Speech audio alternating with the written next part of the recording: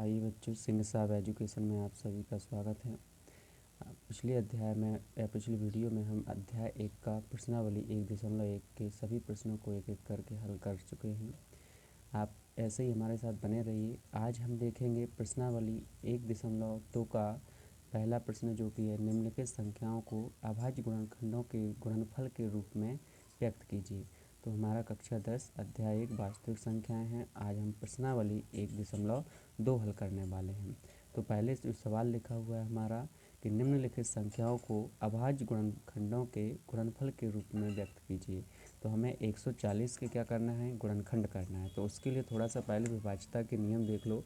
अगर कोई संख्या यानी कि 2 से कब विभाज्य होगी, अगर कोई संख्या 2 से विभाज्य होगी यदि उस संख्या के अंकों की इकाई का अंक जो है, संख्या के अंकों के इकाई अंक 0, 2, 4, 6, 8, मतलब जो अंकों का जो यानी कि इकाई का अंक होगा वो 0, 2, 4, 6, 8 मतलब सम संख्या होगी। तो वो जो संख्या है वो कितने से विभाज्य हो जाएगी, 2 से विभाज्य हो जाएगी। और 3 से विभाज्यता का नियम, जो संख्या है, संख्या के अंकों का योग, अंकों का योग 3 से विभाज्य होता है, 3 से विभाज्य होता है, तो संख्या 3 से विभाजित होगी। अब हम 140 के करते हैं। 140 के यानी कि गुणनखंड करने पर गुणनखंड करते हैं तो 140 में जो इकाई का अंक है हमारा, 140 में इकाई का अंक क्या है, 0। तो चलो हम 140 के गुणनखंड करते हैं। अभाज्य गुणनखंड 140 पहले 2 से भाग देंगे तो 2 सत्ते 14, 0। आप यानी कि अलग से भी भाग दे सकते हो और फिर जितना भागफल आएगा वो लिख देना यहाँ पर। फिर से इकाई का अंक क्या है, 0 है, तो फिर से हम 2 से भाग देंगे तो 2 3 6, 1 बचा, 2 पंचे 10, 35 हो गया। 35 में हमारा यानी कि 3 से 5 और 3 देखो 8 होता है।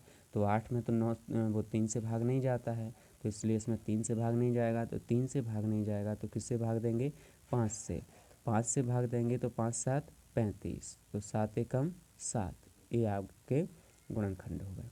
चलिए तो यहाँ पर लिख देते हैं 140 के जो हमारे गुणनखंड आए हैं वो क्या क्या हैं, 2 गुणित 2 गुणित 5 गुणित 7। या 2 कितनी बार है, 2 बार, तो 2 की घात क्या लिख सकते हैं इसको, 2 गुणित 5 कितनी बार है, 1 बार, और 7 कितनी बार है, 1 बार। ये हो गए अभाज्य गुणनखंडों के गुणनफल के रूप में हमने इसको व्यक्त कर दिया है। तो आइए अब दूसरा सवाल करते हैं। दूसरा सवाल हमारा क्या है, दूसरा सवाल है 156।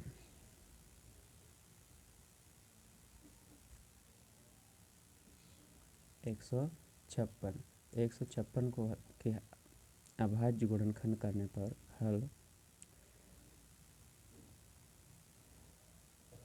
156 में जो इकाई का अंक है वो हमारा क्या है, 6। 156 में इकाई का अंक क्या है, 6। तो ये कितने से यानी कि भाग चला जाएगा, 2 से। तो 2 सत्ते 14, 1 बचा और 2 अट्ठे 16।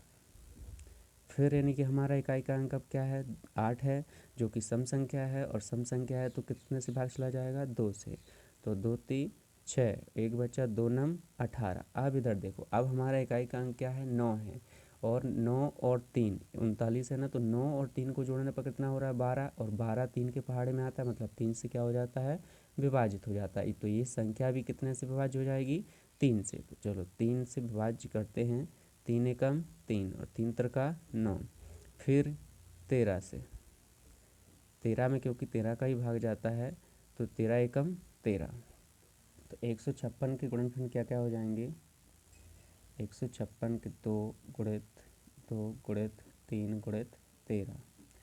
तो यहाँ पर 2 बार है तो 2 की घात 2 हो जाएगा, 3 एक बार है, और 13 भी कितनी बार है, 1 बार है। ये घात लिखने की ज़रूरत नहीं है, लेकिन यानी कि हाँ यहाँ पर यानी कि जैसे 2 बार है तो उसको लिख दिया, वरना ये एक घात लिखने की ज़रूरत नहीं होती है। वही उसका मतलब ही होता है कि यहाँ पर जो ये 3 है वो कितनी बार, 1 बार है। उसके अगर कोई घात नहीं है तो वो 1 ही बार माना जाता है।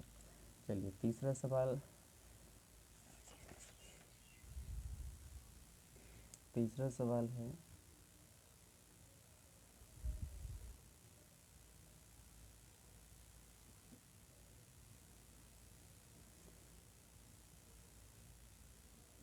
3825। तीसरा सवाल क्या है? 3825। चलिए इसकी गुणनखंड करते हैं सबसे पहले। तो यहाँ पर हम लिख देते हैं हल। गुणनखंड करने के लिए जो आपकी गुणनखंड की प्रोसेस है, आपने इससे पहले भी किए होंगे, पहले पिछली क्लासों में भी किए होंगे। तो पहले तो यहाँ पर इकाई का अंक क्या है? 5 है। अब इकाई का अंक 5 है तो 5 से विभाज्य हो सकता है और किससे? 3 से विभाज्य हो सकता है। तो चलिए पहले हम इसके अंकों को यानी कि गिन लेते हैं, अंकों का योग कर लेते हैं। तो 5 और 2 7, 7 और 8 15, 15 और 3 कितना होता है? 18। और 18 अगर अंकों का योग है तो 18 में 3 का भाग चला जाता है, तो इसमें भी कितने का? 3 का भाग चला जाएगा। तो पहले हम 3 का भाग देते हैं। 3 एकम 3, ये तो कट गया। 3 दूनी 6, 2 बचा, 3 साते 21, कितना? 1 और 3 पाँचे 15। अब फिर से यानी कि 3 से भाग देते हैं। तो 3 चौके 12, 3 चौके 12, फिर दूसरा यानी कि 3 दूनी 6 और 3 पाँचे 15। अब 425 आ गया है तो 5 और 4 9, 9 और 2 कितना होता है? 11। मतलब 3 से अब विभाज्य नहीं होगा। तो 5 है लास्ट में, तो किससे भाग देंगे हम फिर? 5 से। 5 40 और 5 25। अब 5 से फिर से भाग जाएगा, क्योंकि अगर यहाँ पर 3 से नहीं गया तो अब फिर नीचे 3 से भाग कभी नहीं जाएगा। तो 5 एकम 5, 5 7 35। फिर 17 से, क्योंकि 17 एक अभाज्य संख्या है तो इसीलिए यहाँ पर यानी कि 17 एकम 17। 3825 के जो गुणनखंड हमने किए वो क्या क्या आए हैं? 3 गुणित 3 गुणित 5 गुणित 5 गुणित 17, 3 का वर्ग गुणित 5 का वर्ग 17। यहाँ पर 3 की घात 2 क्यों आ गई? क्योंकि 3 कितनी बार आया है? 2 बार। यहाँ पर 5 की घात 2 क्यों आ गई? क्योंकि 5 कितनी बार आया है? 2 बार। और 17 की घात 1 मतलब 17 कितनी बार आया है? 1 बार। ये हो गए अभाज्य गुणनखंड के गुणनफल के रूप में हमने इसको व्यक्त कर दिया। अब चौथा सवाल देखते हैं। चौथा सवाल क्या है आपका?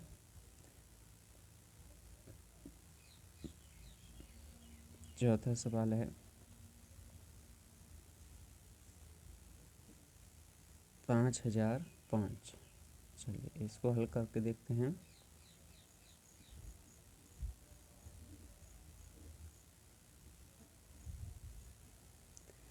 5005। तो देखो 5 5 कितना होता है? 10। और अंकों का योग कितना हो रहा है? 10। और 10 जो है यानी कि किससे? 3 से विभाज्य तो होता नहीं है। तो अब किसका भाग जाएगा? 5 का ही भाग जाएगा। किसका जाएगा? 5 का। तो 5 एकम 5, 0 का 0, फिर से 0 का 0, 5 एकम 5।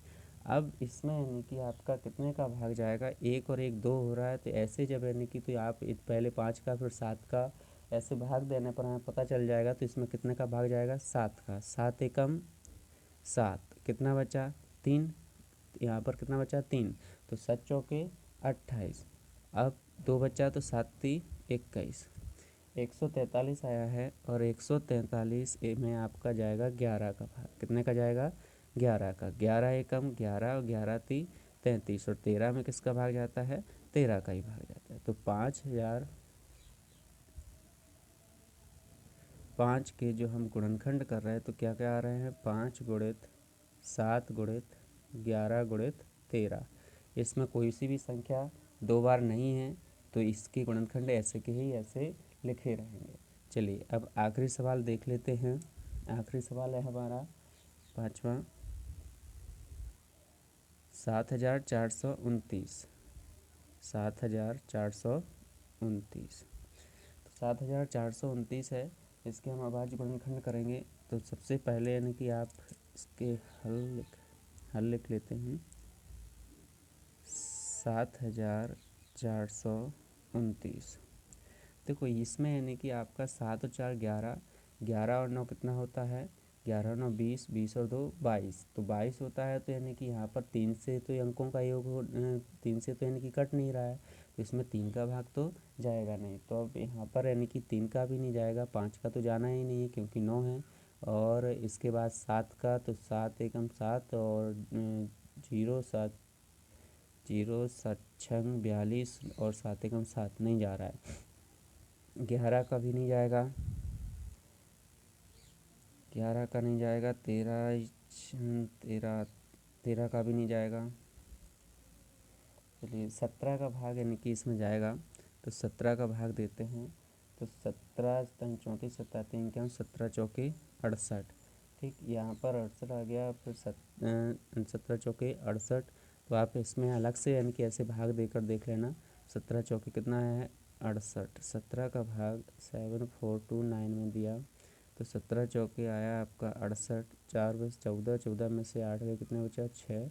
इसकी यहाँ से यहाँ तो ये कट गया, नीचे उतारे 2। 17 34 17 3 51, 51। 12 में से 1 गया, कितना बचा 2 के माने 12, वो 2 में से 1 गया, कितना बचा 1। और यहाँ पर 6 में से 5 गया, कितना बचा 1। अब नीचे उतर आएंगे 9, तो 9 में 119 हो गया, तो 17 सत्ते होता है 119, 17 सत्ते 119, तो 437 आ जाएगा आपका। एक कितना आ जाएगा 437। 437 बार भाग गया है। अब इसमें यानी कि 17 का भाग जाएगा क्या, तो 7 3 10 4 14, और इसमें 17 का भाग तो नहीं जाएगा। चलिए 19 का भाग चला जाएगा, 19 का भाग देंगे। 19 का भाग 19 दूनी 38, 19 दूनी 38, यहाँ पर करके देख लेते हैं। 19 का भाग 437, 19 दूनी होता है 38, तो 3 4 13, 13 में से 8 गए 5 बजे, इसमें से यहाँ पर 19 30 57, 23 बार चला गया है। यहाँ पर कितनी बार गया 23 बार। फिर से 23 का भाग देते हैं, तो 23 से कम 23। चलिए यहाँ पर अब आपका 7429 के जब हमने गुणनखंड किए तो क्या क्या आया 17 गुणित 19 गुणित 23। तो यहाँ पर आपने यानी कि देखा कि पहले सवाल में हमने पांचों सवाल यानी कि एक एक करके हल कर लिए हैं, और यही यानी कि इसमें कोई भी संख्या 2 बार नहीं आई है, तो इसके गुणनखंड क्या हो जाएंगे, यही कि ऐसे ही लिखे रहेंगे। तो अगर हमारे ये वीडियो आपको पसंद आए हों तो सब्सक्राइब करना ना भूलें, और लाइक और शेयर भी अपने दोस्तों के साथ करें, ताकि अधिक से अधिक लोगों को हमारी जानकारी मिल सके। ठीक बच्चों, अगले वीडियो में फिर से मिलेंगे और इसके आगे यानी कि अभी इसमें प्रश्नावली के हमने 1.2 का कौन सा पहला सवाल हल किया है, पहले के जो 5 सवाल थे वो हल किए हैं। अगले वीडियो में हम प्रश्नावली 1.2 का प्रश्न नंबर 2 हल करेंगे।